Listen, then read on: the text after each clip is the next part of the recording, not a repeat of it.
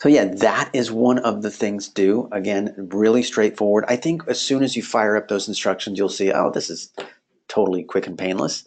But yeah, all right, so that's one thing. So where are we as far as the 3.4 first drafts? You may have already seen your grades. You'll see the grades trickling in all day today and all day tomorrow. I am working feverishly at those, just trying to get you some feedback. So here's what's going on with that. Here's what's going on with that. So as soon as you get your grade, what you're going to see is you're going to see some feedback from me, some suggestions. What you will do for your final is you're going to take the feedback, take the suggestions that I provided in your first draft, and apply it to your final presentation. So, in other words, you might get your first draft back. You'll see a grade, and you might get some suggestions, kind of like, hey, I noticed you had some background music in there, really good selection. I thought it worked well. However, it's really loud. Do me a favor, please lower the volume, and make sure that your voice is much louder than the music. So you might get a suggestion like that. So you'll take that bit of advice and apply it to your final. So it'll be something like that. Or maybe I might say something like, hey, I noticed you had only 5 slides in your presentation. You really got to amp it up. I need to see at least 13 slides with 13 images. So what you'll do is you'll take that feedback and you'll apply it to your final. And that's pretty much it for the 3.4 first draft. So let's talk a little bit about the final presentation. Like I said, your final presentation, it's gotta have it's gotta have changes to it. You have to make changes to your final, right? Submitting the same exact 3.4 first draft without making any changes, that will earn you a big fat zero. I know I sound like a really big jerk, but it's actually in the instructions. It is in the instructions. You have to apply changes, right? So yeah, the changes, whatever the changes that you make, they have to be based on two things. They have to be based on the feedback that I give you and your own new and original ideas. So, for example, let's say you're waiting to get your first draft back. Definitely don't wait to do anything on there. What you could do in the meantime is start making changes of your own. Let's say, or even if you did get it back, maybe I didn't say anything about background music. Maybe I didn't say anything at all, but you're thinking, you know what? I think my presentation needs a little background music. I'm going to throw some in there. Or maybe you're thinking, you know what? I didn't like this image here. I think I can find a better image, a more powerful image. Those are the kind of changes that would work well as far as making your own new and original ideas. Cool. So that's really important. Your 4.4 final presentation's got to be based on making changes according to two things: the feedback that I give you and your own new and original ideas. So, as you know, you might be thinking, oh, I don't know what to do. What kind of changes should I apply? Just think back over the past couple of weeks over the assigned reading, all of the assigned reading that was assigned to you, all of the assignments, all of the TED Talks that you watch, all of these go-to training sessions. Use that, all of that, and think back upon all of the lessons that we did, and think about what you can do it new and original, right? So another thing I really, really need you to do is list out the new changes that you make. Anything that you do, jot it down on the first slide. Now don't worry about it looking like, oh, there's going to be a lot of words on my first slide. That's okay. Your very first slide, it's okay. It's your first slide is mainly just kind of an informational slide, right? That's it. It doesn't have to necessarily look gorgeous. So, um, does that make sense? So what you're going to do is you're going to list out the new changes on your first slide. So for example, Maybe you added background music, jot that down. Maybe you switched slides. Maybe you deleted an image on slide 3, jot that down. Deleted image on slide 3. Maybe you forgot to include sources in your first draft, and now you have a sources slide. Jot that down as well. Is that pretty clear, folks? This is really, really important. I don't want I don't want anybody getting a 0 on their final. Is this pretty cool? All right. So as far as adding sources, a sources slide in Adobe Spark, it usually lets you do that at the very end. I've seen it. I've seen it do that. It's pretty straightforward. And if you're getting stuck or whatever, it's okay if you include it separately, like on a Word document. If you want to include the sources citations on a separate document, that's totally fine. As long as I see them, I'm totally happy. All right. Okay. All right. Cool, cool, cool. So, yeah, this is really, really, really important. Don't forget about this one. Okie dokie. Do. I mean, it's okay if it's a little bit small, if the text is a little bit small, because I just kind of like maximize it, and if I'll pause it, and that way I can read it. So yeah, it's fine. No worries. All right. Okay, so yeah, so your very first slide of your final presentation has got to have this information on it. List of the updates and the changes that you make. And again, just to reiterate, the changes that you make, they got to be based on my feedback and new ideas of your own. And please, please be specific. Like whatever you do, be specific. I don't want you to just write, I made changes or I made improvements. Well, what did you do exactly? Tell me, show me, right? Your name, date, and the name of the assignment, of course, please. That is most important. Most important. And so, as far as the list of updates, this is a really, really good habit to get into. Especially if you start doing um, entrepreneurial work, subcontractor work, freelance work, whatever field you're in. Let's say you got your own web design company and you're working with a client. You want to be able to show them the progress that you made. Like when you're finished with your project and you're sitting down with your client, you show them, okay, this is what I did when you first came in to talk to me. This is what I added. This is all the updates that I made. That's going to be very impressive. It's going to show them that you haven't just been sitting on your butt. You've been making all these cool changes on it. So yeah, that's very, very helpful to your client as well as yourself, because keeping track of what you did, it's really good to keep track of your progress.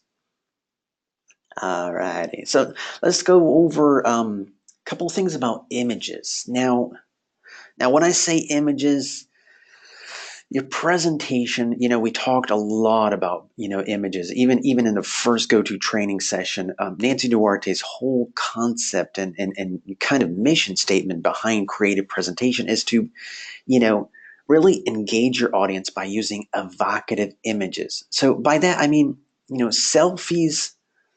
I don't mind seeing one or two selfies. That's fine, because okay, then your audience gets to see what you look like. That's totally fine. But for the most part, you want to use more images than just, having selfies, right?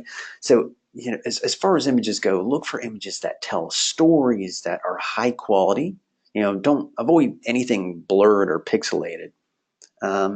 Keep it professional, please, right? Um, yeah, professional. Kind of treat it like a job interview, because in many ways this is a lot like a video resume. This is the first impression that this company or client is going to get. Whoever you are pitching to, whether it's a company or a client or a musician that you're trying to get to come into your studio, right? So the more professional you are, the better. Alrighty. All right. Okay, so one thing I would like to urge you to do is to stay plugged in. After you're done with your final, you're going to be really tempted to just close down your computer and bid farewell and adieu to create a presentation. No, sorry. You know what I'm saying? Trust me, I know, but it's you can't really do that in an online program because you guys know that these courses are pretty much back to back. So you're going to be jumping right into your next class. So keep your emails, keep checking your email, keep checking the class page. Wouldn't it just be a total bummer if your presentation didn't get through and I'm trying to reach out to you, but you're not checking your email, so you don't know, right? So I don't want that to happen to anybody. So that's why I really like to encourage everybody. Just keep checking your email every day. It'll take you 2 minutes max, right? You'll be glad you did. Stay in touch with your student liaison. How many of you have consistently been chatting with your student liaison? Anybody? Cool, cool. That's good. No, don't. If you have not spoken with your student liaison, please just call up the main full cell number 407 Tell them who you are. Ask them that you want to speak with your advisor, your online student liaison. Really, really important that you maintain that line of communication with them. So that's really important. Alrighty. Okay, cool, cool, cool. Let's move right along. Why does Eddie have this slide?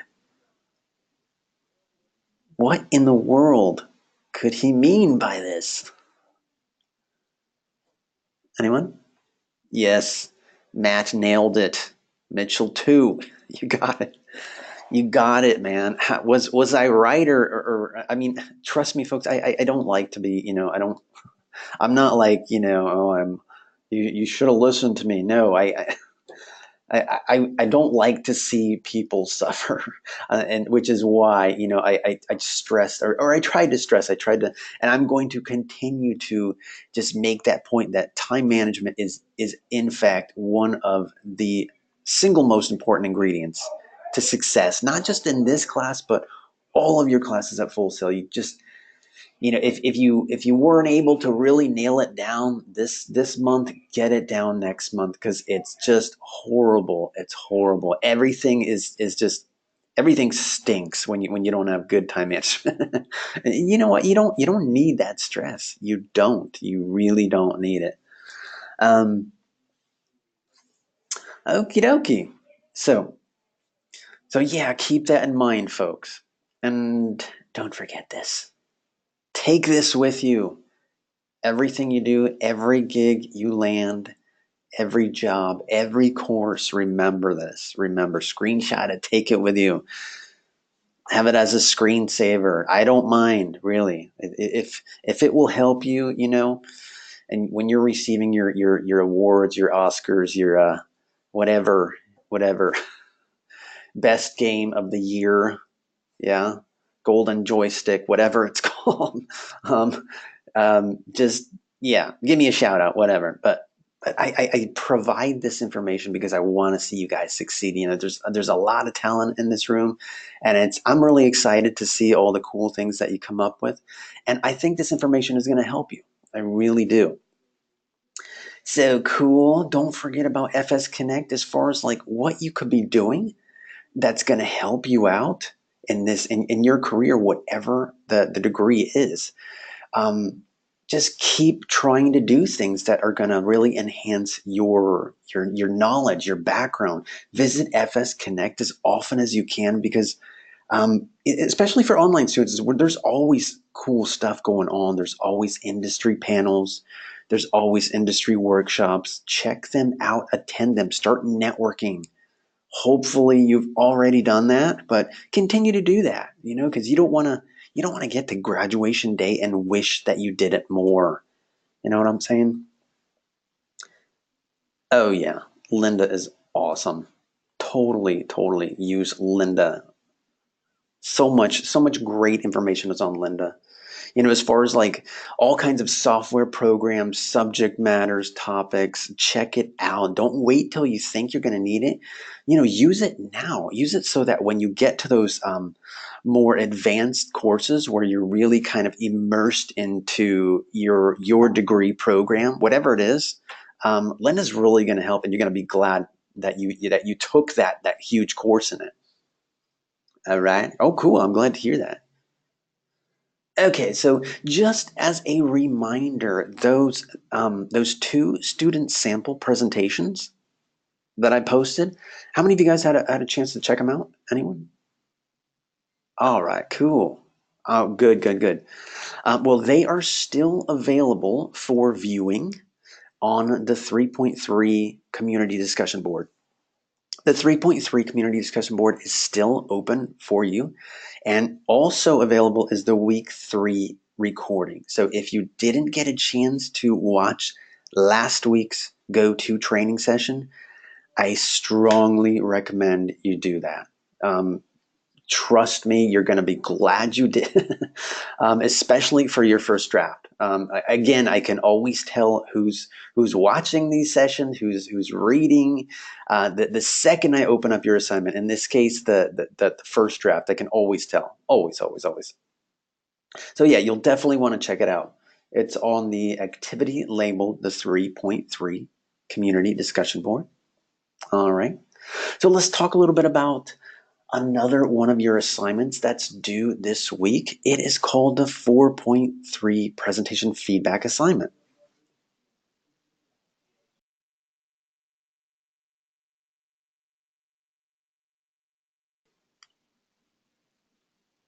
I'm sorry, folks. Okay, cool. I am back.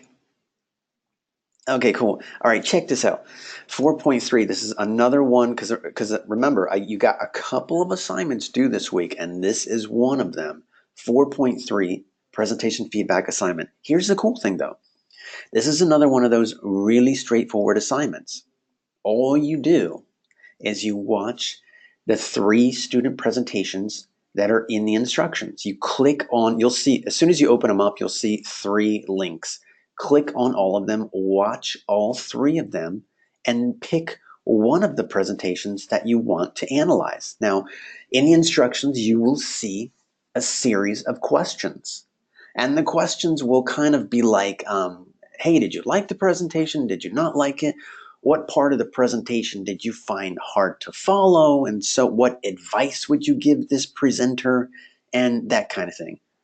Again, that's all it is. That is all you do for that assignment. You watch the 3 student presentations, you pick one of the presentations, and then you analyze it.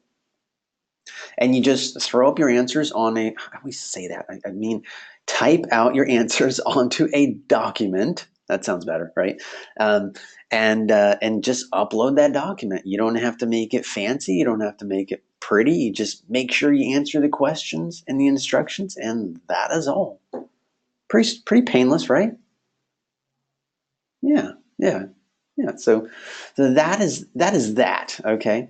All right. So one of the things I will ask of the 4.3 is, in your analysis, be specific as far as whatever presentation you decide to analyze, please jot that down.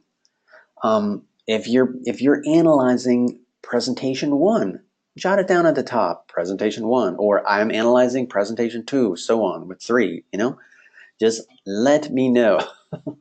That is very, very helpful. Cool. All right.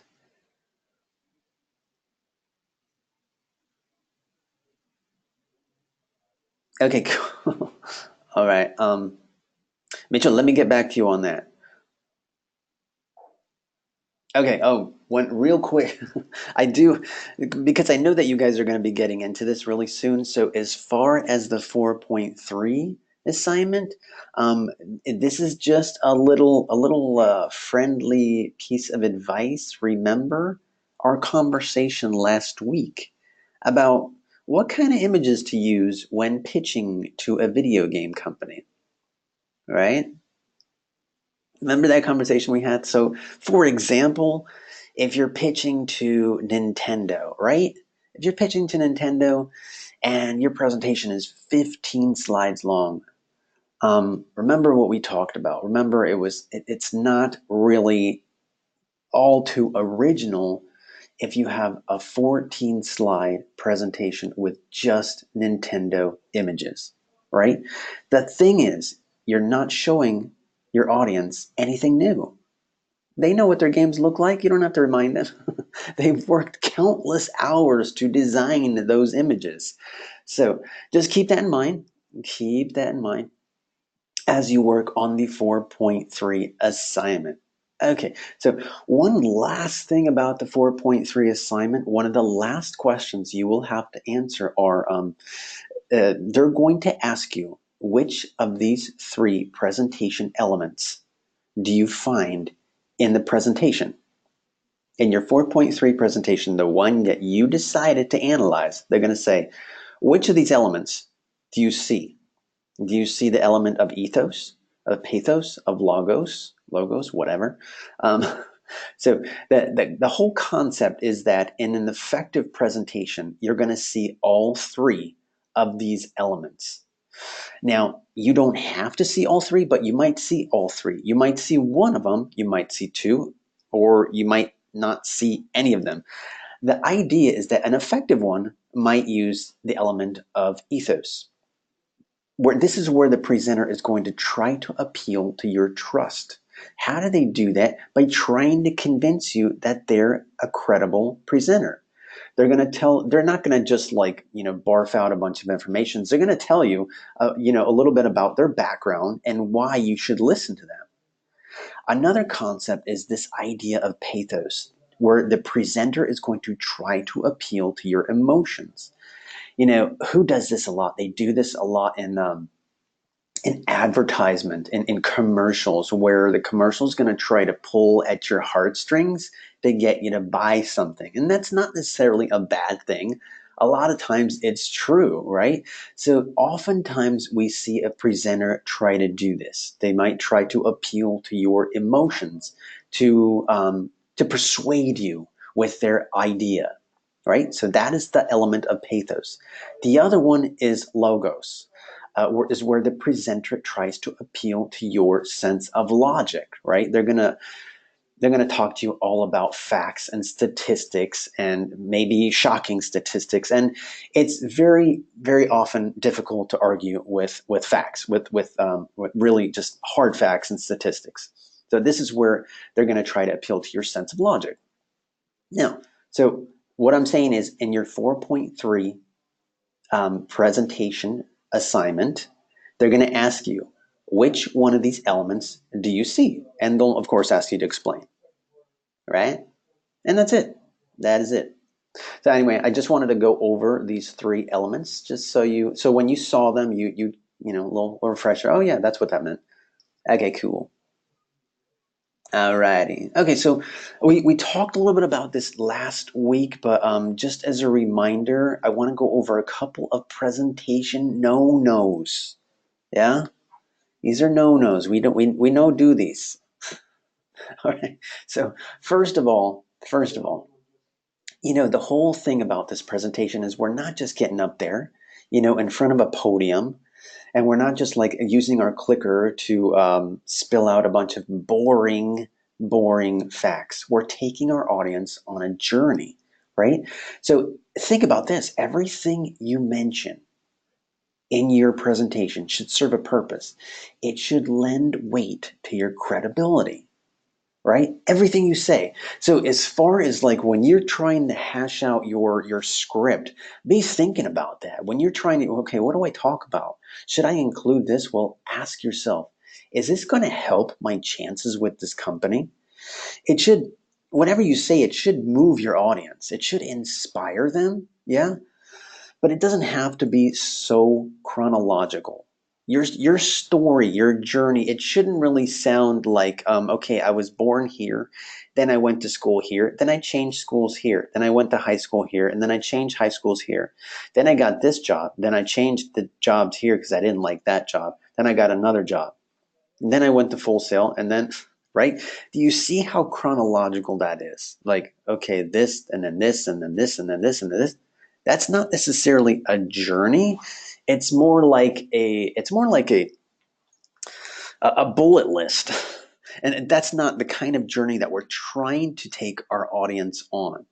So remember that. Remember that when you're writing out your script, when you're trying to think about what kind of journey you're taking your audience on.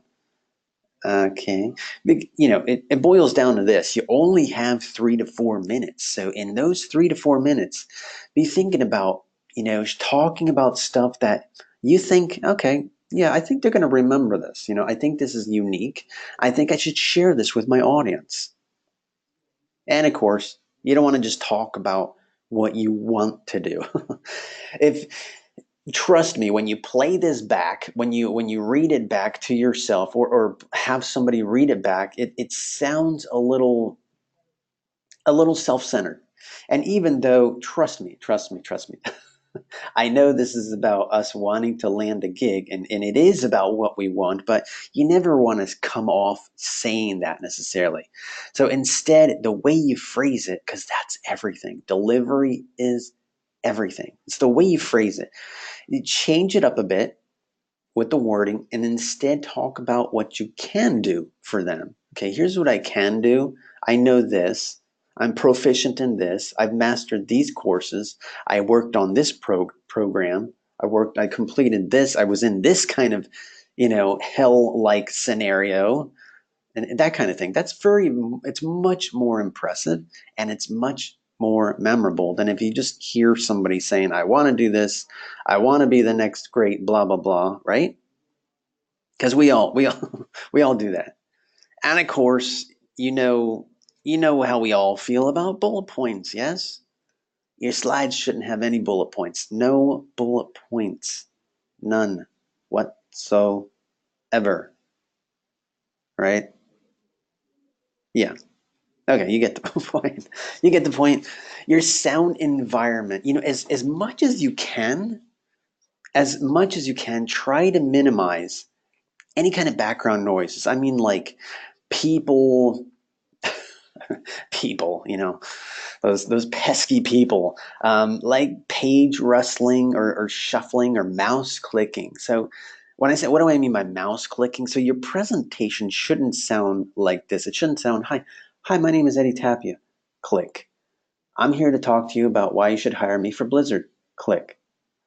I was born in blah, blah, blah, blah. Click. You know what I mean?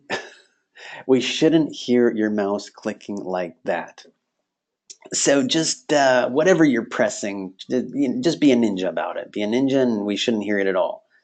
So yeah, try to minimize noises like that. You know what I mean? Oh yes. And this. You guys know what this is? Okay, well, in case you don't, it's very very important. But yes, it is. It's a smoke alarm. Um, but here's the thing, and you might not have realized it, but I get this. It might surprise you to know how often I get this. A presentation where I can hear the low battery smoke alarm beeping every 17 seconds. Now, I know you're thinking that's crazy, man, but it happens very often, more often than you'll believe. Trust me. So all I can say is just change out the battery. Your life is important. It's I know you're rolling your eyes. It sounds really ridiculous, but trust me, it's a very distracting beeping sound. If you got a really good presentation going on, but in the back all you hear is beep, beep, beep. It becomes very very distracting, and it kind of like takes you out of the presentation. So yeah, really really important. Change out that battery. And of course, avoid having a huge chunk of text on your slides. You don't want to have a wall of words, right? It's just visual vertigo, visual chaos. You don't want that. You don't want something like this. Yikes. Yeah. Right. We don't want that.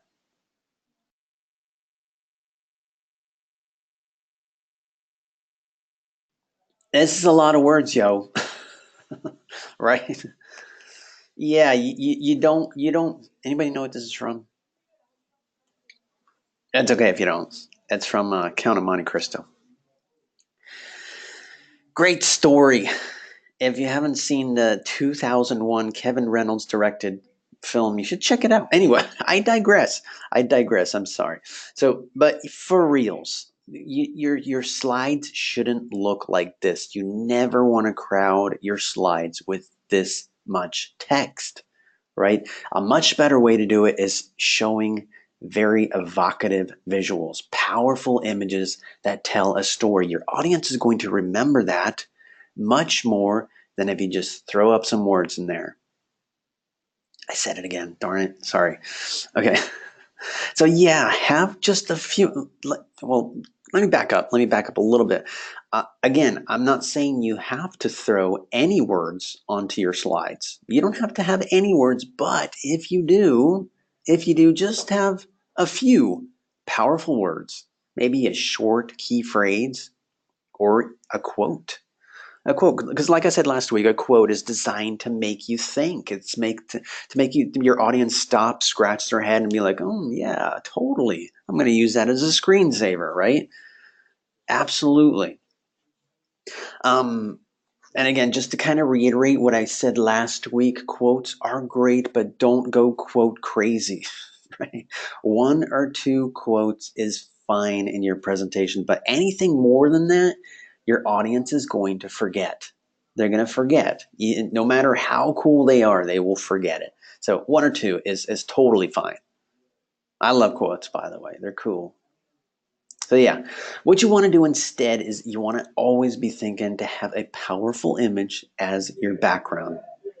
And image formatting is key, like on the next slide. Okay, so notice here, this is what you guys want to aim for. As much as possible, as often as you can, use one image per slide, but make sure the image fills up the background. That way we're not going to see any kind of plain white background or plain black background. We are maximizing the impact of the image. No pun intended, right? And again, as far as the text goes, check this out. I don't have a lot of words here, but the words I do have, they kind of nice punch of orange there, nice pop, bold colors there. Um, Placement of your font is important too. Because notice I placed it somewhere where I could read it, and that's very important. You don't want to place your text somewhere. If it's white text, what? You don't want to put it in a white area, right? And you guys have seen this image before. I showed it to you last week, but I wanted to just a little, refresher, a little refresher there.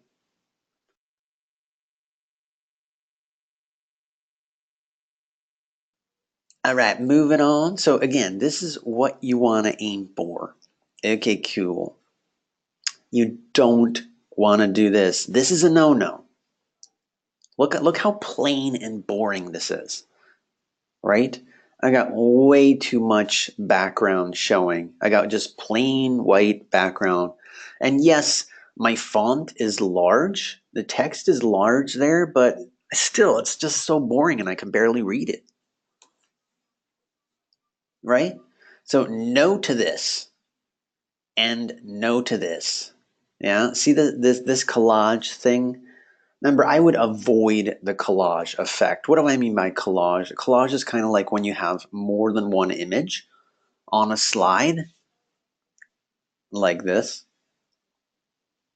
The reason why I don't recommend this is, it could be the coolest picture in the world. It could be very, very different. It could be unique, but in a presentation of 3 to 4 minutes, just remember how fast your images are moving. Your audience isn't really going to appreciate that slide.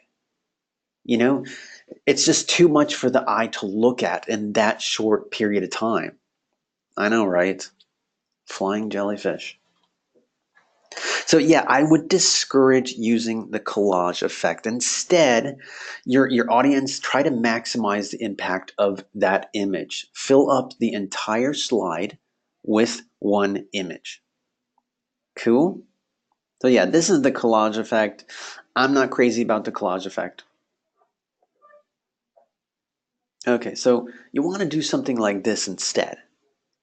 Notice how crisp this image is, nice vibrant colors, right? Notice image formatting. How is this image formatted? It fills up the entire slide. So yeah, this is good. This is what you want to do. Everybody see the difference. All right, cool, cool. Awesome. Okay, cool. Yeah, avoid using images with the watermark logo. You guys know what I mean by that? Watermark. Like these companies, I think like Shutterstock. Shutterstock might be one of them. They have like a huge selection of images, and they'll let you use their image, but you'll see the huge company logo all over it. It'll say Shutterstock in big letters. So I would, and the only way you can take off the watermark is if you pay for it. So there's way too many websites out there where you can find images without that. So I would encourage you to use those websites where you're not having to see the company watermark. Cool. Two images. Mitchell, you asked, could you use two images if they both look similar and are both relating to what you want? Again, I think that would be okay. I'm okay with two images. But again, placement is everything. How you format that, though, those two images is very important as well. Okie dokie. All right. And my favorite and yours, clip art. Clip art. There's unfortunately there are more modernized that like this is clip art from from the glory days of PowerPoint, but they have unfortunately made more modernized versions of clip art, which is still I still discourage it, and you can always tell it's always kind of like a quirky looking stick figure or some kind of like animated character. It almost looks like an emoji. You know what I'm saying? Yeah, America Online days, exactly. Yeah, that was good. Um, so yeah, I clip art just it's you can do better. You can do better. Just think about, does this image tell a story? Is this image powerful? Because that's what your audience needs to be remembering. And don't flood your presentation with images that they might have seen already. Remember the whole conversation we had, if you're in game art or game design and you're pitching to a game development company, do you really want to flood your presentation with just images of their video games? I would say no, because then you're not being original. First of all, you're just showing them images that they've already worked with, right? Um, um, um, um.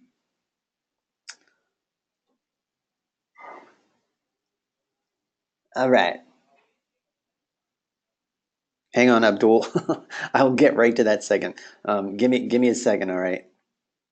Okay, so yeah, same thing with if you're pitching to Pixar, Disney, right? Be thinking outside the box. You can show a couple of images from their game or from their movies, whatever, but for the most part, be thinking outside the box. Show them something that they haven't seen before.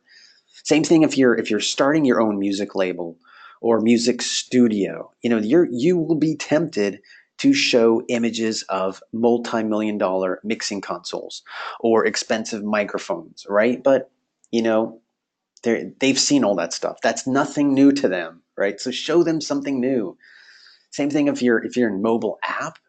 Do you want your presentation to be filled with just pictures of phone app logos, pictures of iPhones, pictures of Androids, pictures of old cell phones? Not really. Not really. Should be thinking inspiring images. Same thing with celebrity images. We know who Kanye West looks like, right? We know who Michael Jackson what he looks like, right? Just celebrity images in general. I wouldn't use them unless you have a really, maybe you worked with them, and that in that case, that's interesting. Throw that picture in there, yeah, right. But otherwise, if you're pitching to Def Jam and you start using images of all of their artists, what it's not really serving any purpose because they know who they have on their roster. You know what I'm saying? Yeah. And know your industry. Don't give them a history lesson. Don't talk about stuff that they already know. This is just a pitch. This is a pitch to get them, get them to listen to you. Okay. So, as we talked about last week, your pitch should contain an area in there where you talk about a couple of classes that you completed here at Full Sail. I'm not talking about the first couple of classes like creative presentation and psychology of play. I'm talking about the courses that are really going to. Okay, for example, if you're pitching to Bethesda, right? What kind of courses are you going to want to talk to them about that you completed here at Full Sail, right? You're going to want to talk to them about those really game-centered courses because that's what they want to know. That is what they're interested in. So you could say, yeah, I went to Full Sail. I took creative presentation and English composition, but they're going to be like, okay, so what can you tell me about programming and coding, and what do you know about gaming? And it's not enough to say that you've been playing video games all of your life. It's not enough to say that. Because trust me, they hear that way too often.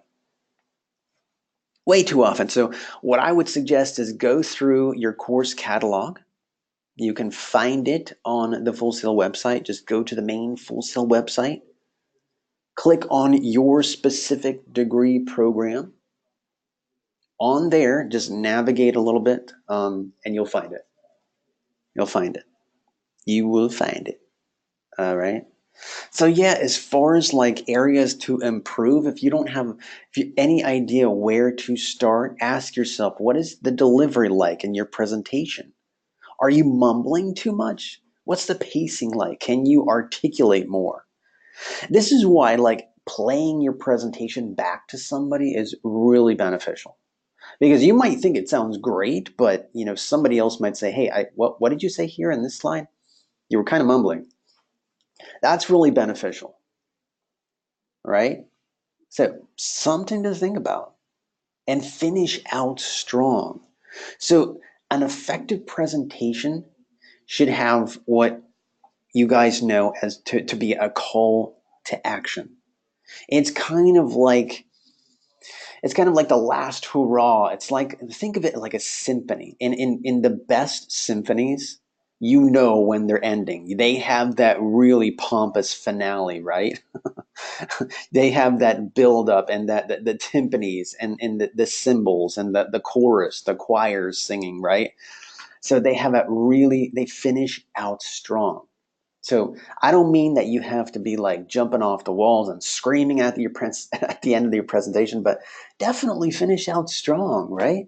Don't fizzle out. You don't want to be like, uh, thank you for listening. My name is Benetti Tapia. Bye. No, no, come on.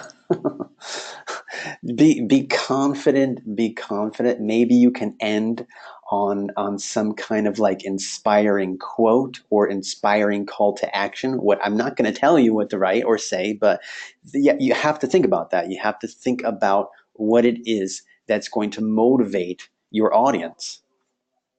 Because you want to leave that little seed planted in their little brains, right? All right, so yeah, finish out strong. And don't forget to cite your images. Include the original link for each image that you used. Like what I don't want to see is on your sources page. I don't want you to just write my images are all from Google. That doesn't tell me anything, right? I'm all about I'm all about giving credit where credit's due. So please, please at least include the original link where you found that image. And if it's original, if it's something that you drew, you painted, you wrote, you composed, right? If it's one of your own works, make sure you jot that down. There should be no doubt who that artwork belongs to. And if it's your drawing, jot that down. I would say jot it on the slide itself somewhere. Like maybe if you drew a really awesome picture of a knight on slide 3, jot that down at the bottom of the slide. Just jot down Eddie Tapia 2007 knight blah blah blah blah. You know what I mean? Okay.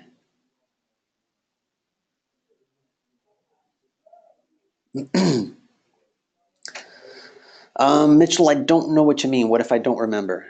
I mean, I, I guess what I'm saying is like if you took a picture and you don't exactly know the precise date, that's totally fine. But give me a general idea, you know? um, at the very least, you should tell your audience who took the picture, right? Or what the picture is all about. Yeah. If you don't remember where you found it, I wouldn't use it. I wouldn't use it because you definitely need to source your where you found your work. And it gets a little trickier in the courses to come because in the courses to come you're going to have to cite everything using APA style. In this course, all you need to do is include the original link, but in your future courses you will need to know APA style. It's not as bad as it sounds, but it there's actually some APA generators that there's websites that kind of fill the information out for you. Anywho, I don't want you to have to worry about that now. For now, for this class, all we require is that you include the original link. Cool. All right. So, yeah. Last go to training activity. You guys have been really sorry using this chat box quite well. I appreciate your participation. I know. I have to. This is I hate to end with an activity, but yeah, it's got to be done, folks. So so yeah, so what I need you to do is in the chat box, I need you to type out the following words. In the chat box, I need everybody to type the following words. The words are I will not quit. I will not quit. And if you want to write it in caps, please do. If you want to add a few exclamatory marks, please do. Oh, yes. Everybody's writing it. This is excellent. Yes, Abdul. Yeah. Right on, Mitchell, Kristen. That is right. That is right. Why am I having everybody write that? Because I am very excited for you guys. You have so many cool things ahead, a lot of cool projects. I'm hopefully you will stay in touch. I love it when students reach out and let me know that and kind of tell me the songs that they're working on, show me the games that they're working on. It's really, really cool when I see that. I will say I'm really excited, but I will say also it's not going to be a picnic. It is not going to be a picnic. You will have many scream into pillow moments, but it is all worth it. It is totally worth it. Just keep those time management skills really down pat, right? Stay super focused, everybody. And last but not least, I'm unfortunately this last class I always get a little choked up because you guys have been awesome. Been loved working with you guys, loved it, and I wish the best for everyone. All right. It's been awesome. It has been totally awesome. You know what? I know you will not have me as an instructor next month, but who knows what the future holds, right? But for real, oh, it's been my pleasure. It has totally been. You're totally welcome, and you better keep in touch. You better keep in touch, everyone. All right. All right, folks. If you have any questions at all, please feel free to email me at etapia@fullsail.com. All right, folks. Take care. Finish out strong, all right? Take it easy, all.